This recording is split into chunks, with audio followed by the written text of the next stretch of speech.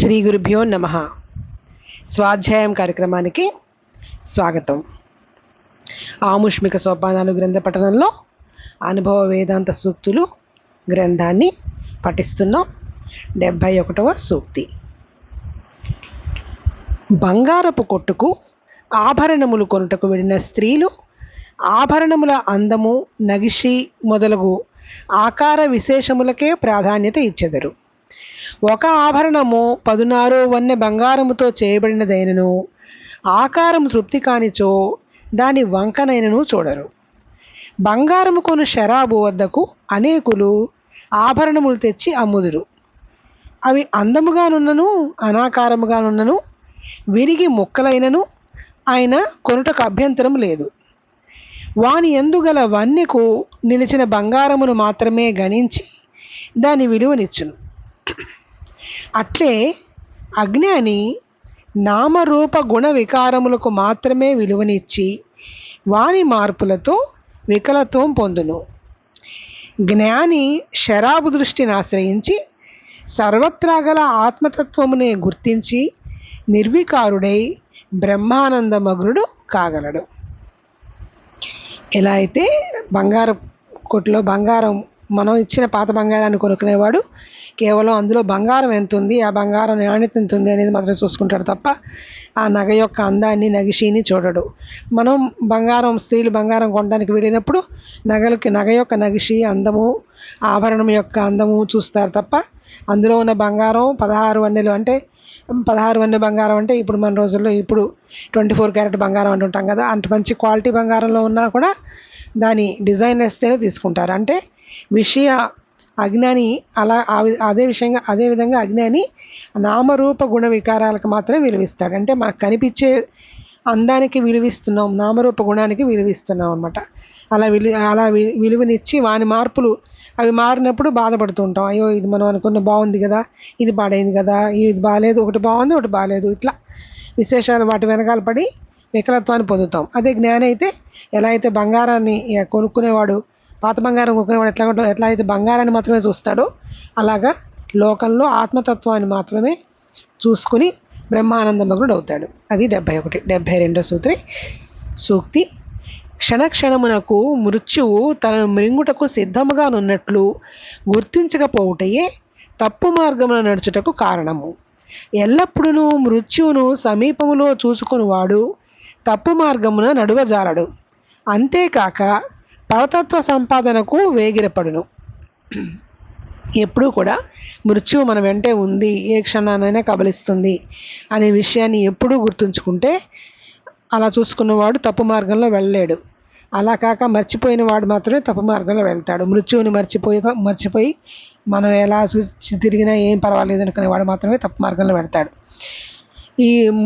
మనతో పాటు ఎప్పుడు మృత్యువు మన పక్కనే ఉంది, ఎప్పుడొకప్పుడు కబళించేస్తుంది అనే విషయాన్ని ఎప్పుడు జ్ఞప్తికి ఉంచుకుంటే తప్పు మార్గంలోనూ వెళ్ళకపోవడమే కాకుండా పరతత్వ సంపాదనకు వేగిరపడతాడు. అంటే మన ఆత్మతత్వ విషయ జ్ఞానం కోసం తొందరపడతాడు. ఎలా అయితే పరీక్షిత్ మహారాజుకు 7 రోజుల్లో మృత్యు వస్తుంది అనగానే ఆయన భాగవత కథలన్నీ విని ఆత్మతత్వాన్ని తెలుసుకుని ఎలా అయితే పరమాత్మలో లీనమైపోయాడో ఆ విధంగా అన్నమాట. 73. కోతులను పట్టువారు సన్నమూతి గల కుండలలో కోతులకిష్టమగు కొన్ని పండ్ల నుంచి ఆ కుండలను మూతి బయటకుండునట్లు భూమిలో పాతెదరు.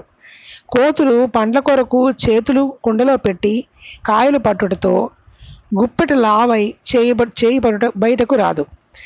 కాయలు ఎందుగల ప్రేమ చొప్పున వానిని విడువలేక అట్లే ఉండి కోతులు పట్టుబడును. ఈ కాయలను విడిచిన ఎడల స్వేచ్ఛగా అడవిలోని అన్ని చెట్ల కాయలను అనుభవించవచ్చును. అట్లే మానవులు తమ బుద్ధి అను సన్నమూతి కుండలోని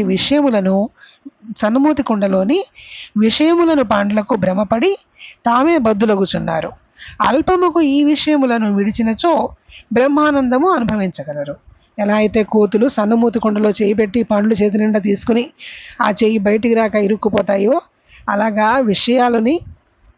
విషయాలనే పండ్లకి భ్రమపడి ఆ విషయాలకే బద్దులయ్యి అక్కడే బంధింపబడి ఉండిపోతున్నారు. ఆ విషయాల్ని వదిలిపడేస్తే అప్పుడు బ్రహ్మానందాన్ని అనుభవించగలుగుతారు. ఎలా అయితే కోతి అడవిలో ఉన్న పండ్లన్నీ స్వేచ్ఛగా తినగలదో అలాగా లోకంలో ఉన్న బ్రహ్మతత్వాన్ని మనం తెలుసుకుంటే బ్రహ్మానందాన్ని అనుభవించగలుగుతారు.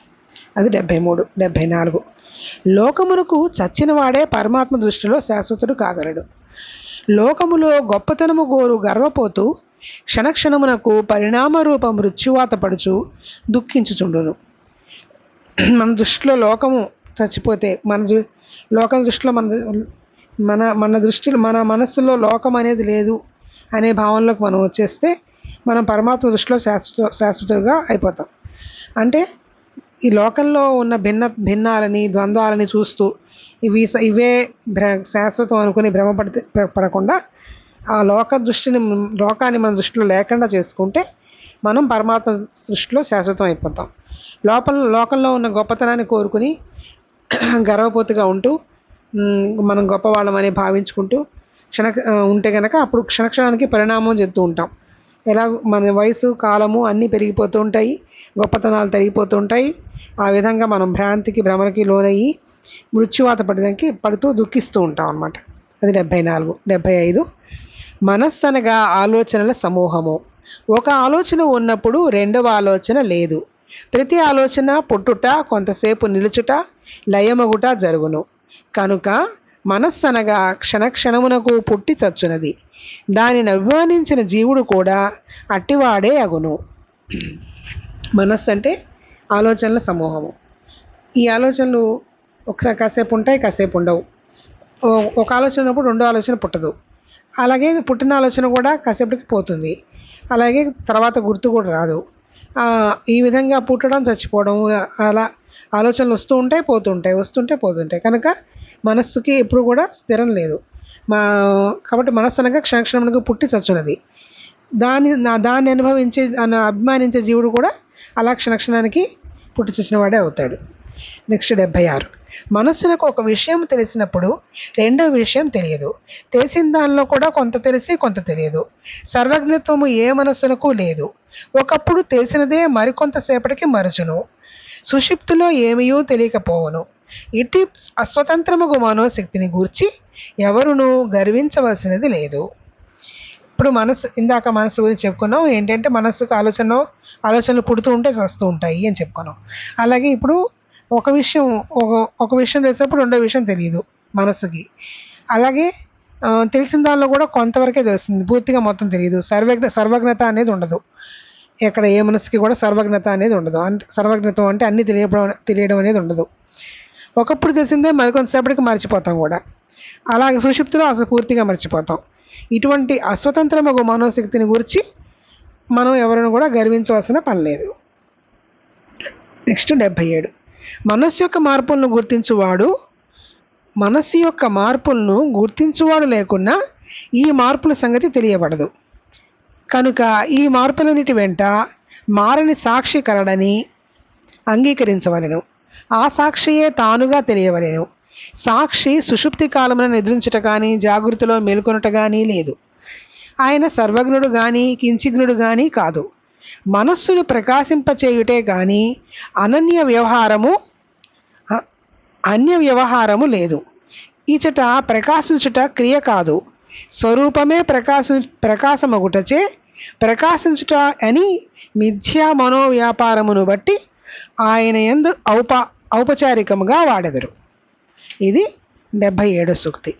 మనస్సు గురించి చెప్పుకొస్తున్నాం కదా. మనస్సు ఒక విషయం, మనస్సుకి ఆలోచనలు పుడుతుంటే చస్తూ ఉంటాయి, అదొకటి పాయింట్. అలాగే ఒక ఆలోచన వచ్చినప్పుడు ఒక ఆలోచన పుట్టినప్పుడు రెండో ఆలోచన రాదు. అలాగే రెండో ఆలోచన వచ్చిన తర్వాత కొంతసేపటికి ఆలోచన కూడా మర్చిపోతాము. వచ్చే ఇంకో ఆలోచన కూడా పూర్తిగా తెలియదు, కొంచెం వరకే తెలుసు, మొత్తం తెలియదు, సర్వజ్ఞత్వం లేదు. ఇలాగా అస్వతంత్రంలో ఉంటుంది మనస్సు. నెక్స్ట్ ఇక తర్వాత వచ్చేది ఏంటి, ఈ మార్పులన్నింటినీ ఇలా ఉంది మనస్సు అని తెలుసుకుంటుంది ఎవరు? సాక్షి. కాబట్టి ఇవి తెలుసుకోవడానికి ఒక మారని సాక్షి అనేది ఉన్నాడు అని అంగీకరించాలి. ఆ సాక్షి తాను అని తెలియాలి. ఈ సాక్షి సుషుప్తి కాలంలో నిద్రించట్లేదు, జాగ్రత్తలో మేల్కొని ఉండడం లేదు. అన్ని సర్వజ్ఞుడు కాదు, కించిజ్ఞుడు కాదు, ఏదీ కాదు. నిద్రపోవడం జాగృతి లేదు, సుషుప్తి లేదు, సర్వజ్ఞత్వం లేదు, కించిజ్ఞత్వం లేదు, ఏమీ లేకుండా జస్ట్ ప్రకాశంగా ఉన్నాడు. మనస్సుని ప్రకాశింపజేస్తున్నాడు. ప్రకాశింపచేయుటే ఆయన వ్యవహారము. ఇక్కడ చేస్తున్నాడు అంటే అది ఒక పని కాదు, క్రియ కాదు. ఆయన రూపమే ప్రకాశము, ఆయన స్వరూపమే ప్రకాశము. కాబట్టి ఆయనే ప్రకాశకుడు అన్నమాట. ఆయనే ప్రకాశము. కానీ ఇక్కడ ప్రకాశింపజేస్తున్నాడు అనే ఒక మిథ్యా మనోవ్యాపారాన్ని ఆయన యందు మనము అర్థం చేసుకోవడం కోసం ఔపచారికంగా వాడుతున్నాం అన్నమాట. అంతే, అంతవరకు తెలుసుకుందాం. తర్వాత మళ్ళీ చదువుకుందాం. స్వస్తి. శ్రీ గురుభ్యో నమః.